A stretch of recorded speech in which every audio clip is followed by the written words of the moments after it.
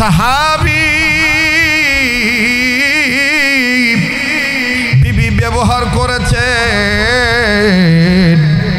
গোসল ফরজ হয়ে গেছে। দেখো তো উম্মত দিলটা নরম হয়নি। আল্লাহ ওয়ালা হইতে গেলে 5টা কাজ ধারাবাহিকভাবে করা লাগবে। 5 কাজ ধারাবাহিকভাবে করবে যারা, আল্লাহ পাকের ওলি হবে তারা। নাম্বার 1 সকল প্রকার গুনাহ থেকে বেঁচে থাকা। নাম্বার 2 আল্লাহর হুকুম ফরজ ইবাদত ঠিক মতন আদায় করা। নাম্বার 3 আল্লাহর হুকুম ওয়াজিব ঠিক মতন আদায় করা। নাম্বার 4 নবীজির সুন্নতলা উম্মত হওয়া। আরে বাবাজি, যেই উম্মত সুন্নত মানবি ওই নবীজির ওই উম্মতের কলিজায় নবীজির ভালোবাসা আছে, মহব্বত আছে। দেখেন সাহাবীর অন্তরে নবীর ভালোবাসা কেমন, নবীর মহব্বত কারে কয়। সাহাবী বিবি ব্যবহার করেছেন, গোসল ফরজ হয়ে গেছে, ফরজ গোসল করার জন্য পানির কাছে গেছে, মুখের মধ্যে পানি নিয়েছে, গোসল করার জন্য আমার বন্ধুগণ পানির কাছে দাঁড়ায়ছে, কুলি করবি। মুখে যখন সাহাবী পানি নিলেন, আমার ভাইরা আমার বন্ধুরে, ঠিক ইন্ডিমেন্টাইম রাস্তা দিয়া যায় একজন, আর চিৎকারে দিয়া বলে কুতিলা মুহাম্মাদুন, মুহাম্মদ নবী কতল হয়ে গেছে, মুহাম্মদ নবীকে শহীদ করা হয়েছে। আল্লাহর নবী দুনিয়ায় নাই, কাফের বেঈমানেরা আমার নবীজিরে বিদায় করে দিয়েছে। আরে বাবাজি, এইবার সাহাবী আস্তে করে আমার বন্ধুগণ মুখ থেকে পানি ফেলে দিলেন, একটা ধর্মের বিবির কাছে গেলেন। বিবির কাছে যাওয়ার পরে বিবি ডাক দিয়ে বললেন, স্বামী গো, কেনে গো আবার আপনি আসলেন? আগা স্বামী, আপনি না পাও, আপনি গোসলের জন্য পানির কাছে গিয়েছে। আমার বাইরে সাহাবী ডাক দিয়ে বললেন বিবিরে, আরে বিবি, আমি তোমার কাছে আইছি, জলদি করে তরবারি দাও, আমি যুদ্ধের ময়দানে যাব। বিবি রে, বেঁচে থাকলে দেখা হবে দুনিয়ায়, আর না হয় দেখা হবে কিয়ামতের ময়দানে। দে বিবি আমারে তরবারি দে। স্ত্রী কান্দা ডাক দিয়ে বলে, আগা স্বামী, আপনি না পাক, আপনার উপর না গোসল ফরজ হয়ে গেছে, আপনি কি ভুলে গেলেন নাকি? স্বামী গো, পবিত্রতা অর্জন করেন। সাহাবী কান্দা ডাক দিয়ে বলে বিবিরে, আরে বিবি, কার জন্য গোসল করবো রে? তুই কি জানিস না আমার নবী দুনিয়ায় নাই?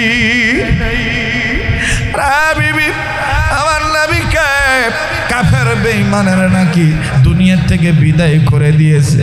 তাই বলি রে বিবি, কার জন্য গোসল করব রে? দে বিবি, তরবারি আমার হাতে দে। বেঁচে থাকলে দেখা হবে দুনিয়ায়, আর না হয় দেখা হবে কিয়ামতের ময়দানে। চিৎকার দিয়া বলেন সুবহানাল্লাহ।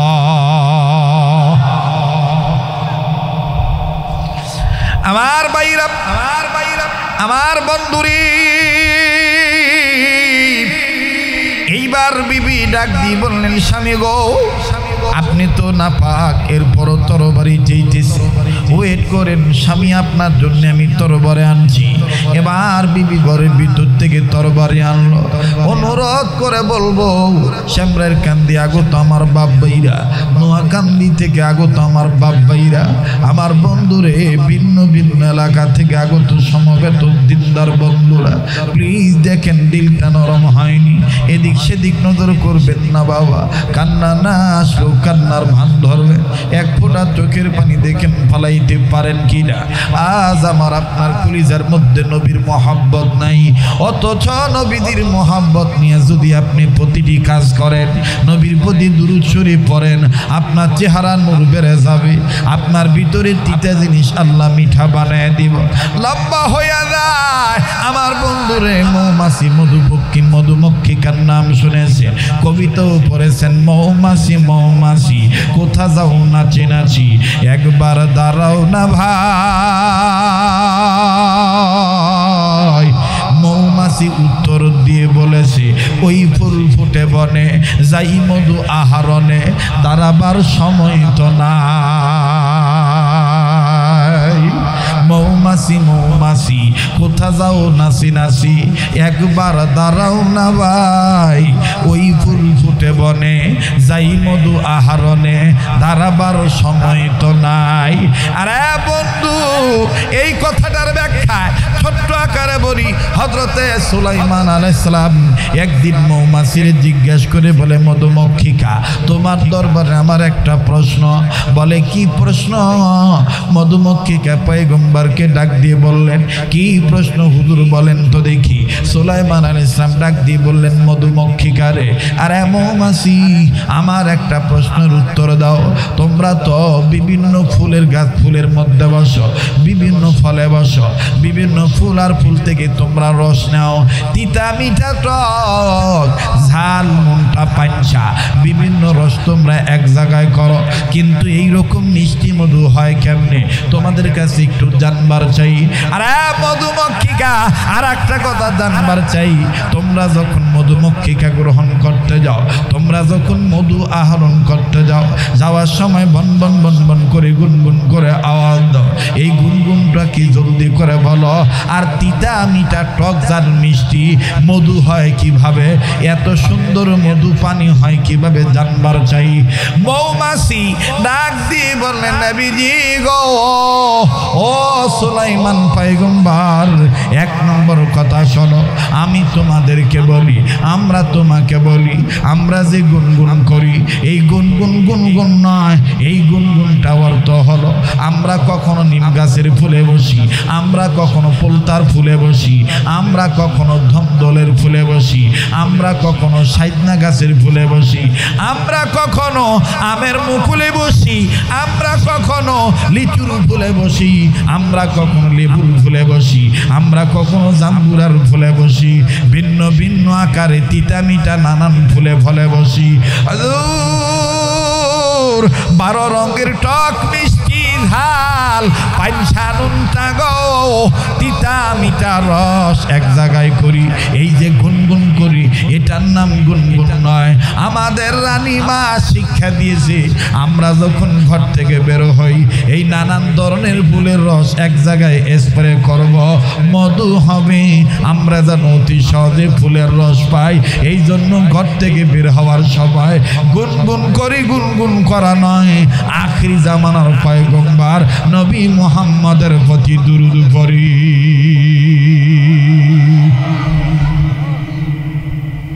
নবী মুহাম্মদের প্রতি দুরূদ পড়ি, দুরূদ।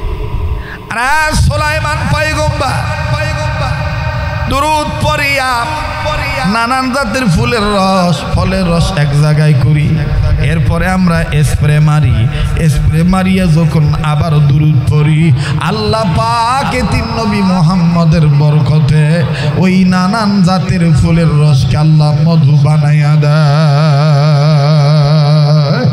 আরো জোরে বলেন সুবহানাল্লাহ, আরো জোরে জোরে বলেন সুবহানাল্লাহ। ইসলামের আলো জ্বালায়া দিয়া রসুল মদিনার মাটি করলেন বিছানা, হায় হায় ইসলামের বাতি জ্বালায়া দিয়া রসুল মদিনার মাটি করলেন বিছানা। বলেন না, ইসলামের আলো জ্বালায়া দিয়া রসুল মদিনার মাটি করলেন বিছানা। ঠিক কিনা বলেন?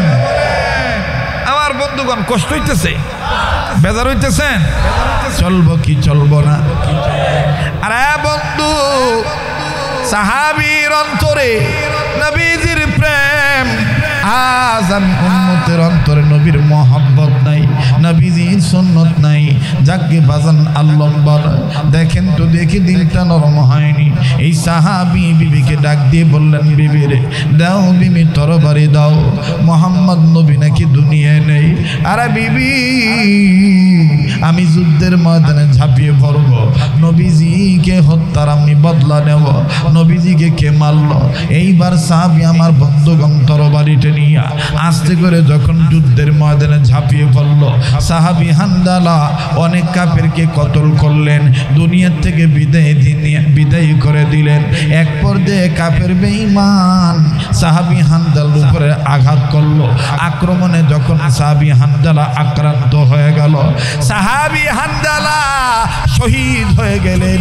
যুদ্ধ যখন শেষ হয়ে গেল, খুব খেয়াল করে শুনবেন বাবা, যুদ্ধ যখন শেষ হয়ে গেল, আমার আপনার নবী এতিম নবী মোহাম্মদ হাবিবে কিবরিয়া নবীজি সাহাবীদেরকে ডাক দিয়ে বললেন, সাহাবীরা রে, আরে সাহাবীরা, আমি নবী তোমাদেরকে বলে দিলাম, যারা ধর্মকে প্রতিষ্ঠা করার জন্য নিজের জীবনকে আল্লাহর জন্য নিজের জীবনকে দান করে দিল, আরে সাহাবীরা, আমি নবীজি বলে দিলাম, এই শহীদ সাহাবীদের লাশ খুঁজে খুঁজে বের করো, এদেরকে বিনা গোসলে কবর দিয়ে দিবা।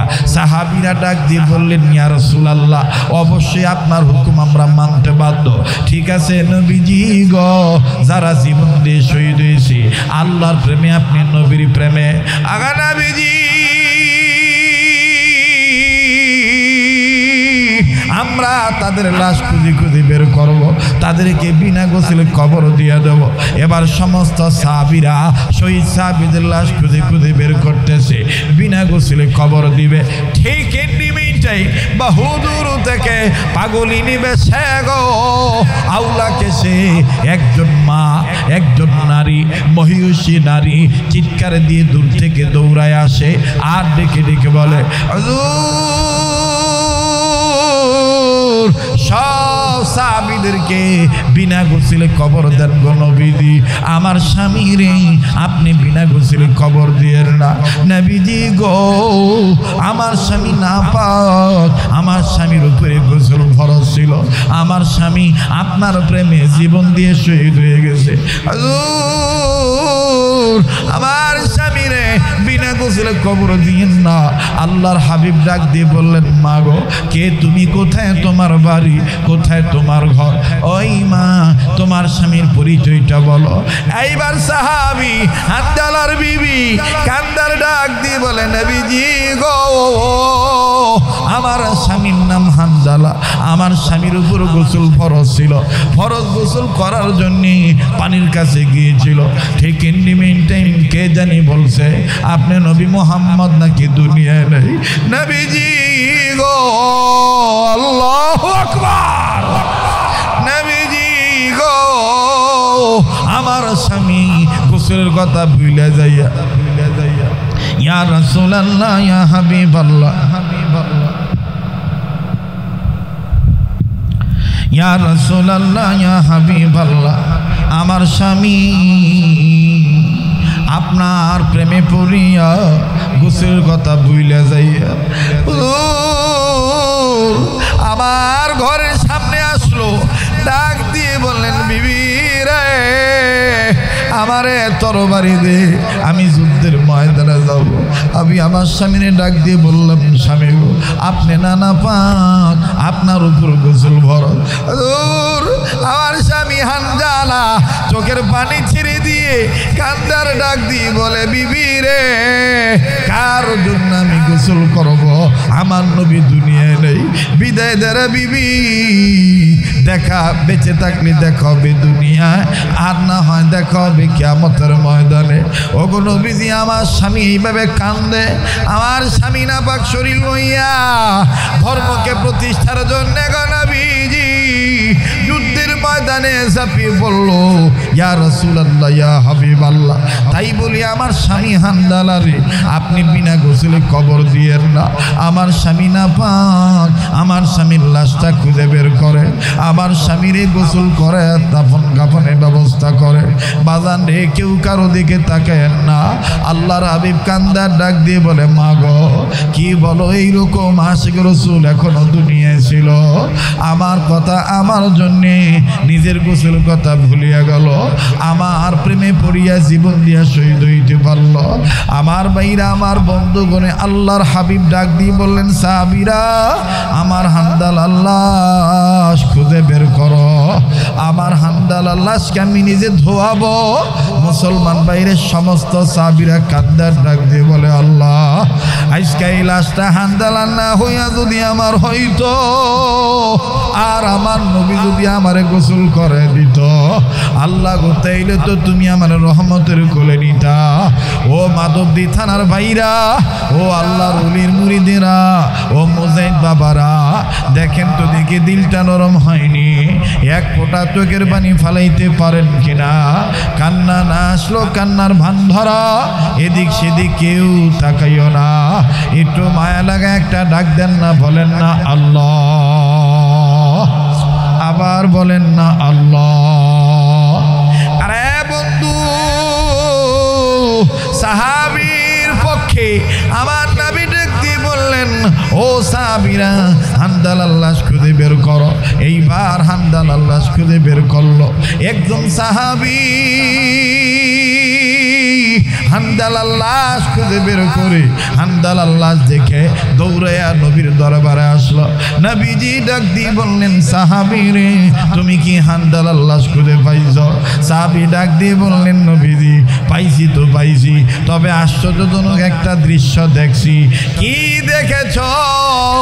সাহাবী ডাক দিয়ে বলে, নবীজি গো, আল্লাহু আকবার, নবীজি গো আপনি হানজালার লাশকে ধোয়ানোর জন্য অপেক্ষা করতেছেন, হানজালারে ধোয়াইয়া হানজালার গোসল করে দাফন কাফন করবেন, কবরে দিবেন গো নবীজি। আগা নবীজি হানজালার লাশ আমি খুঁজে বের করেছি, কিন্তু একটা দৃশ্য ধরা পড়ল গো নবীজি। হানজালার শরীরের পশম কেমন জানি ভিজা, চুল ভিজা, দাড়ি ভিজা। মানুষ টাটকা গোসল করলে যেমন পানির ফোঁটা টপ টপায়া জমিনে পড়ে গো নবীজি, হানজালার লাশ দেখে মনে জানি গোসল করে দিছে। আমার নবী ডাক দিয়ে বলেন, কই হানজালার লাশ, কই হানজালার লাশ আমি দেখব। এবার নবীজি দ্রুত চলে গেলেন হানজালার লাশের কাছে। হানজালার লাশ দেখিয়া আল্লাহর নবী নজর করে দেখতেছে, হানজালার দাড়ি থেকে পানির ফোঁটাগুলি টপ টপ হয়ে পড়ে, চুলগুলি আমার বন্ধুরে ভিজা, গায়ের পশম থেকে পানির ফোঁটা টপ টপ করে ভরে। আমার নবীজি ডাইনে তাকায়, বামে তাকায়, বরাবর আসমান বরাবর তাকায়, আর আল্লাহর ডাক দিয়ে কয়, আল্লাহ কিছুই তো বুঝলাম না, হানজালারে কে গোসল করাইল? ফানাজালা জিবরাইল আমিন, জিবরাইল আমিন হাজির হয়ে গেল। জিবরাইল আমিন হাজির হইয়া ডাক দিয়ে বললেন, নবীজি যেই হানজালা ধর্মকে প্রতিষ্ঠা করার জন্যে, যেই হানজালা আপনার প্রেমকে অন্তরে জায়গা দিয়া নিজের গোসলের কথা ভুলিয়া যাইয়া আল্লাহর প্রেমে জীবন দিয়া শহীদ হইতে পারল, আগা নবীজি যাইও না, যাইও না, যাইও না, হানজালারে গোসল করে দিছে রব্বানা। আমার বন্ধুগণ, আমার ভাইরা, ওই রকম মহাব্বত আমার আপনার করা দরকার আছে না নাই? এবার বলেন, আল্লাহ রসুল আমাদেরকে যা ধরতে বলছেন আমরা সেটা ধরবো না ছাড়ব? আল্লাহ রসুল আমাদেরকে যা ছাড়তে বলছেন আমরা সেইটা ছাড়বো না ধরব? ছাড়ব। আজকে আমি একটু ওয়াদা নিতে চাই, আমার সাথে আপনারা দোয়া করে যাইবেন। কারা কারা একটু হাত তুলে দেখান তো দেখি। আল্লাহ আপনি কবুল করেন, বলেন আমিন। হাত নামান। বাজান রে, এই যে কদমকে দেখতেছেন, যদি বলি আমার গা থেকে মদিনার গ্রান যায় নাই, আমার গা থেকে মদিনার গ্রান পাইবে আল্লাহ তাআলার মেহেরবানি। আল্লাহ পাক আমাকে এই তো গত কয়েকদিন আগে, 1 মাসের কাছাকাছি হয়ে গেছে, সারা জীবনের জন্যই আল্লাহ তার এই গোলামকে, এই গোলামের ফ্যামিলিকে, ছেলেকে, মেয়েকে, এমনকি বিবিকে আল্লাহর এক বান্দার উসিলায় আজীবনের জন্য মদিনায় থাকার ব্যবস্থা করে দিছে। মদিনার বাসিন্দা হয়ে আপনাদের সামনে বসেছি, আজীবনের জন্য মদিনায় আল্লাহ তাআলা স্থায়ী বাসিন্দা বানায় দিয়েছে। বাজান রে, মদিনার বাসিন্দা হওয়া, মদিনায় থাকা, এটা কিন্তু চারটিখানি বিষয় নয়। শাইখুল হাদিস জাকারিয়া রহমাতুল্লাহি আলাইহি ইন্ডিয়ান মানুষ ছিলেন, সাহারানপুরবাসী ছিলেন, কিন্তু শাইখুল হাদিস জাকারিয়া রহমাতুল্লাহি আলাইহি আল্লাহর দরবারে বারবার কাঁদতেন আর বলতেন, আল্লাহ আল্লাহ আমারে মরণ দিলে মদিনায় দিও আল্লাহ আমার কবর হইলে জান্নাতুল বাকিতে যেন কবর হয় বাজান রে আমি আপনাদের একজন দিনী বন্ধু হইয়া বলি যেই হাতটা বারবার মক্কার কাবা ঘরে লাগে যেই হাতটা আল্লাহওয়ালাদের হাতের সাথে লাগানো যেই হাতটা লাগতে লাগতে নবী পর্যন্ত লাগানো আমার বন্ধুগণ এই নিসবতি হাত নিয়া আপনাদেরকে নিয়ে হাত উঠে আল্লাহ দরবার দোয়া করব আপনার আমার সাথে দোয়া করে যাইবেন আমার দিল বলে আজকের মাহফিলে দোয়া কবুল হয়ে যাবে কারণ আমার নাকটার মধ্যে আল্লাহওয়ালাদের গ্রান পাইতেছি এই ময়দানে আমি আপনি গুনাহগার হইতে পারি কে জানি আল্লাহর ওলি হইয়া বসে আছে ওই একজন পাগলের উসিলায় আমার আল্লাহ আমার আপনারে মাফ করিয়া দিতে পারে কাজে মায়া লাগা একটা ডাক দেন না বলেন না আল্লাহ আবার বলেন না আল্লাহ এতগুলো মানুষের ডাকের মধ্যে কেন আল্লাহ পাকের প্রেমের ডাক নাই আমার বন্ধুগণ আমার ভাইরা যার আল্লাহ বলতে ভালো লাগবে বুঝে নেবেন আমার আল্লাহ আপনারে মহব্বত করে কাজে মায়া লাগায় আবার একটা ডাক দেন না বলেন না আল্লাহ দেন না ডাক দেন না বলেন না আল্লাহ বাজানো কেউ কারো দিকে তাকাইয়েন না যার আল্লাহ বলতে ভালো লাগবে বুঝে নেবেন আমার আল্লাহ আপনারে মাফ করিয়া দিবে আমার আল্লাহ আপনার দাদা দাদি বাপ মার কবর আযাব মাফ করিয়া দিবে বাজান এই সমস্ত মাহফিলে আসার উদ্দেশ্য কি আমার দ্বারা যেন আমার মায়ের আল্লাহ মাফ করিয়া দেয় আমার দ্বারা যেন আমার বাপের আল্লাহ মাফ করিয়া দেয় ভাইয়া এই ময়দানে কার মা আছে কার বাপ নেই আমার জানা নাই কার বাপ আছে কার মা নাই আমার জানা নাই আবার কার যেন মাও নাই বাবাও নাই কার মা বাপ যেন কবর থেকে কান্দার বলে পুত্রে মাহফিলে গেলি আমরা লাগি কাঁদবি না বাবাও কবর আইসা খবর পাইলাম কোন ছেলে মেয়ে যদি বাপ মার জন্য কান্দে আল্লাহর কাছে বাপ মার জন্য যদি ছেলে মেয়েরা বাপ মার জন্য রুহের মাগফিরাত কামনা করিয়া কান্দে বাবা কবরে এসে খবর পাইলাম ছেলে মেয়ের কান্নার উসিলায় বাপ মার কবরকে আল্লাহ জান্নাত বানায় দিবে ও মায়ের পাগলেরা বাবার পাগলেরা কাজী মায়া লাগা একটা ডাক দেন না আবার বলেন না আল্লাহ ভাইয়া এটাও কিন্তু সত্য কথা আজকে যদি তুমি আমি বাপ মার জন্য কান্দে আজকে যদি তুমি আমি বাপ মার জন্য দোয়া করি তোমার আমার ছেলে মেয়েও কিন্তু তোমার আমার জন্য কাঁদবে তোমার আমার ছেলে মেয়েও কিন্তু তোমার আমার জন্য দোয়া করবে ভাইয়া মাফ করিয়ে দিবেন কেউ চলিয়া গেলে চলিয়া যাইতে দিবেন খবরদার কারো যাওয়া দেখে কেউ যাবেন না আহারে কোন বাপের জন্য তোমার দিল কান্দে না আহারে কোন মায়ের জন্য তোমার দিন নরম হয় না দুনিয়ার ব্যবসা তোমারে পাগল বানাইল মায়ের কবরটাও জিয়ারত করার সময় দিল না দুনিয়ার চাকরি তোমারে পাগল বানাইল বাবার কবরটাও জিয়ারত করার সময় পাইল না দুনিয়ায় যার মা নাই দুনিয়ায় যার বাবা নাই তার মতন বড় দুঃখী অভাবী আর কেউ নাই বাজান আমি প্রায় বয়ানে বলিয়া থাকি আমি আমার মাদ্রাসার কথাটাই বলি বাপ যার নাই মাঝে মধ্যে আমাদের যাদের বাপ আছে মাঝে মধ্যে ওই এতিম বাচ্চার সাথে সময় দিবেন রে বন্ধু দেখবেন এই বাইয়াটার অন্তরে বাপ হারা কি পরিমাণ বেদনা লালিত পালিত আমার বাইরে দাঁত থাকতে দাঁতের মর্ম বোঝা যায় না দাঁত যেদিন পড়িয়া যাবে ওই দিন বুঝবা দাঁতের কি মর্ম ছিল আজ বাপে বাঁচিয়া রয়েছে বাপেরে বুড়া কইয়া গালি দাও এই বাবা যেদিন মারা যাবে বুঝবা কত বড় অভিভাবক হারাইলা বন্ধুরে কার জানি বাপ নাই আবার কার জানি বাপ অসুস্থ হয়ে ক্লিনিকে ঘরে পড়িয়া রয়েছে একটু মায়া লাগায়া আল্লাহর শিখায় দেওয়া দোয়াটা পড়েন না রব্বির হামহুমা কামা রব্বায়ানি সগীরা পড়েন না রব্বির হামহুমা কামা রব্বায়ানি বাজান কেউ কারো দিকে তাকাইয়েন না দিলটা দেখেন নরম করা যায় কিনে রে বন্ধু বাপ দেখেন কত বড় নিয়ামত আমি আমার মাদ্রাসার কথাটাই বলি আসরে নামাজের পরে নিজ বারান্দায় দাঁড়াইয়া মাদ্রাসার নিজ বারান্দায় দাঁড়াইয়া বাচ্চাদের খেলার দৃশ্য দেখতেছি। খুব ভালো লাগতেছে মাদ্রাসার ছাত্রদের খেলার দৃশ্য। কেউ বল খেলতেছে, কেউ আবার আমার বন্ধুগণ রেক খেলতেছে, কেউ আবার দৌড়াদৌড়ি করতেছে।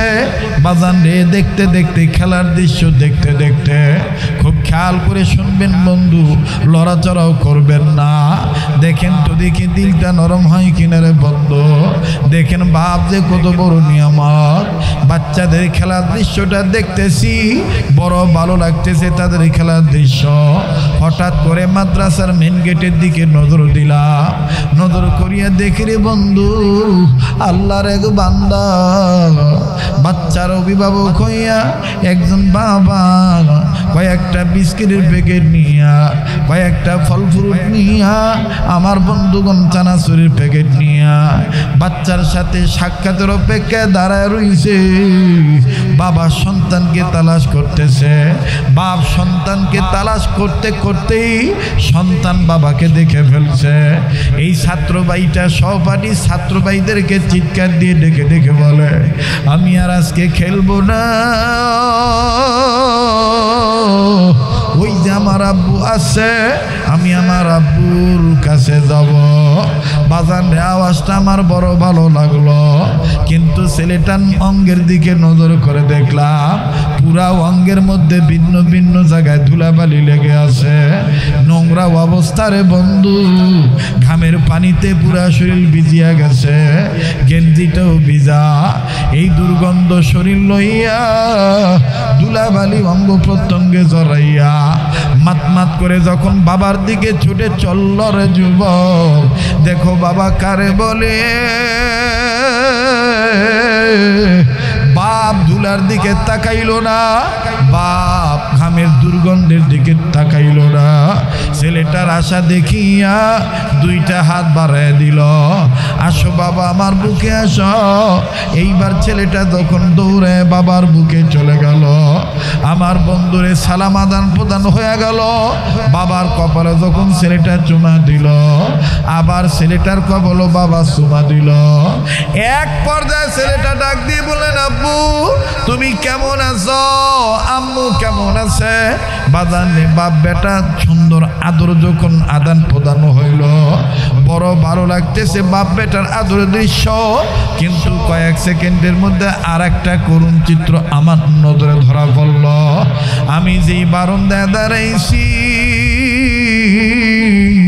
আমার থেকে কয়েক গজ দূরে আর একটা বাচ্চা একই মাদ্রাসার ছাত্র ওই বাবার আদর দেখে আর চোখের পানি ছেড়ে কান্দে। আমার জানা ছিল না এই ছেলেটার বাবা নাই। এই ছেলেটা ওই বাপের আদর দেখে আর ডুকরে ডুকরে কান্দার ডাক দিয়ে বলে, আল্লাহ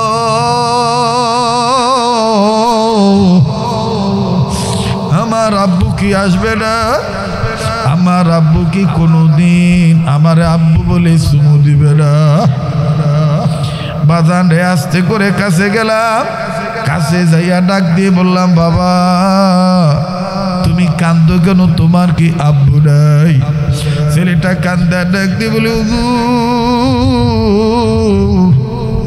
আমার আব্বা ছিল, 2 মাস আগে আমার আব্বু রোড অ্যাক্সিডেন্টে মারা গেছে। হুজুর আমার আব্বার লাশটাও আমি দেখছি না। বাইরে বাবা যে কত বড় নিয়ামত। যাদের মেয়ে বাচ্চা আছে তারা জানেন মেয়েরা বাপের কত বড় ভক্ত। ও বাজান, এই দুনিয়ার এই ছেলে মেয়ের মোহাব্বত তুই কিন্তু কবরে যাওয়া লাগবে। আজও যখন আমার মেয়েটা আমার বিদায় দেয়, আজও আমার মেয়েটা আমারে জড়ায় ধরে বলে, আব্বু আজকে তুমি আসবা কি আসবা না? আমি ডাক দিয়ে বললাম, মারে অবশ্যই রাত্রে আমি আসবো। বলে, আব্বু কালকে মাদ্রাসা বন্ধ, আম্মুরে বলো না আমরা 2 ভাই বোন তোমার খাটে ঘুমাবো। কেন রে মা? 2 ছেলে মেয়ে 2 সাইড থেকে চুমা দেয়, জড়ায় ধরে মাথা নাড়ে দাড়ি নাড়ে আর ডাক দিয়ে বলে, আব্বু তুমি যত রাত্রি আসবা তুমি আমাদের কবলে চুমু দিবা, আর আমরা 2 ভাই বোন তোমার গলা জড়ায় ধরে ঘুমাবো। আমি ডাক দিয়ে বললাম আম্মু আমারে তুমি এত ভালোবাসো। মেয়েটার ছেলেটা ডাক দিয়ে বলে তোমার মতন বাবা হয় না। ডাক দিয়ে বললাম ঠিক আছে আমি যথা সময় আসবো। কেন বাজান আমি এই কথা বললাম? এই যে আমার ছেলে মেয়ে আমার অপেক্ষায় রইছে, আব্বু আসবে, আব্বুর কপালে চুমু দিব, আব্বু আমাদের চুমু দিবে, আব্বুর গলা জড়ায় ধরে ঘুমাবো। এমনও তো হইতে পারে রে বন্ধু আমি আর জিন্দা বাড়িতে নাও যাইতে পারি, আমার লাশ নরসিংদী থেকে ঢাকা যাইতে পারে। আমার চোখ বন্ধ মুখ বন্ধ দেখিয়া আমার ছেলে মেয়ে হয়তো চিল্লে বলতে পারে মায় গো আব্বু কেন নড়াচড়া করে না, আব্বু কেন আমরা রে চুমু দেয় না, আব্বু কেন আমরা রে আদর করে না গো মা। বাইরে দুনিয়া কিন্তু থাকার জায়গা না, এখনো সময় আছে আল্লাহকে ধর, এখনো সময় আছে নবীকে ধর।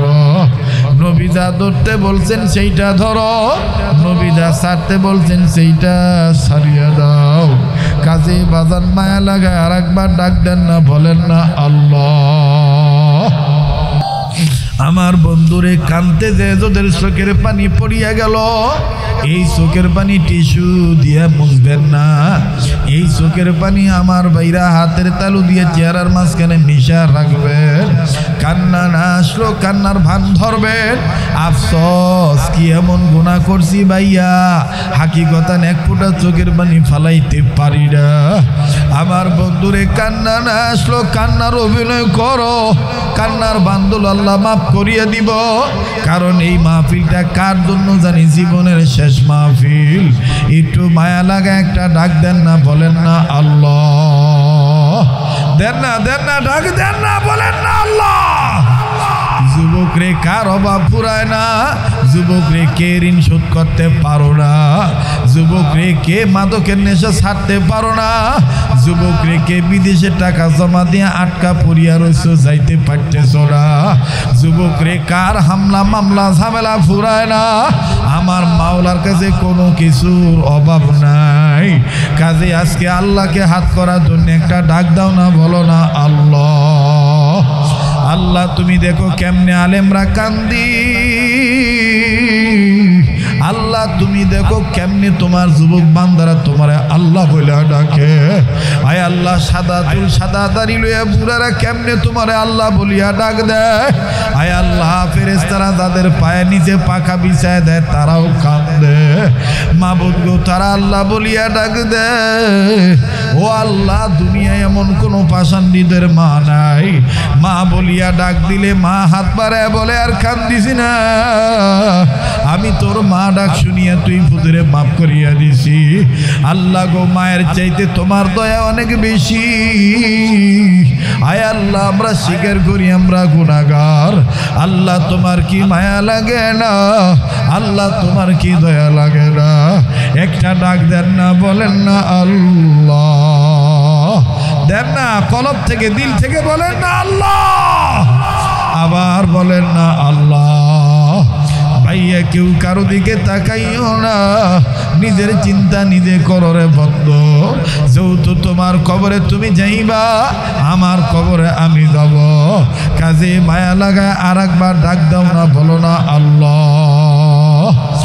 এ বন্ধু এ ভাইয়া এই ছেলেটাকে ডাক দিয়ে বললাম আব্বু গো তোমার আব্বু 2 মাস আগে রোড অ্যাক্সিডেন্টে মারা গেছে, আজকে কেন তুমি কান্দ? এই ছেলেটা কান্দার ডাক দিয়ে বলে হুজুর এই ভাইয়ার আব্বার আদর দেখা আমার আব্বার কথা মনে হইয়া গেছে। আমার আব্বাও তো আমার জন্য এরকম বিস্কিটের প্যাকেট আনতো, আমার আব্বাও তো এরকম আমার জন্য সানাসুর আনতো, আমার বাবাও তো আমারে বুকে ধরে ধরে আব্বু বলে চুমু খাইতো। হুজুর এই ভাইয়ার আব্বার আদর দেখে আমার আব্বার কথা মনে হইয়া গেছে, এই জন্য আমি কান্দি। কাছেই বাদান দুনিয়ায় যার বাবা নাই, দুনিয়ায় যার মা নাই, তার মতন বড় দুঃখের কেউ নেই। সেই নবী বলেছেন, উম্মত তুমি তোমার মায়ের খেদমত করো, উম্মত তুমি তোমার বাবার খোঁজ খবর রাখো। নবী বলেছেন পিতা মাতার খেদমত ধরো। আজ আমরা মা বাবার খেদমত ছেড়ে দিয়েছি। আর লম্বা নয় বাবা, প্লিজ কেউ নড়াচড়া করবেন না। মাশাআল্লাহ, মাহফিলের দৃশ্যটা কত সুন্দর, আমার ভাইরা কানায় কানায় ভরপুর, একটা লোকের কোনো মাথাটাও নড়াচড়া নাই। আমার দিল বলে আজকের মাহফিলের দোয়া কবুল হইয়া যাবে। ও বন্ধু, এখানে কে জানি ওলি আল্লাহ হইয়া বসে আছে, মায়া লাগায় আর একটা ডাক দেন না, বলেন না আল্লাহ, আবার বলেন না আল্লাহ। আমার ভাইরা, আমার বন্ধুরে, পাঁচ কাজ দ্বারা ভাবে করবে যারা আল্লাহ পাকের ওলি হবে তারা। এবার হান্দাল আল্লাহের কাছে নবীজি সাহাবীদেরকে যেতে নিষেধ করলেন। আল্লাহ নবী ডাক দিয়ে বললেন, হান্দাল্লাহ দুয়াইতে হবে না, হান্দালাকে গোসল করাই দিয়েছেন শায়া রব্বানা, হান্দালার কাছে তোমরা কেউ যাইও না, হান্দালার পক্ষে রাজি আছে আমার আল্লাহ।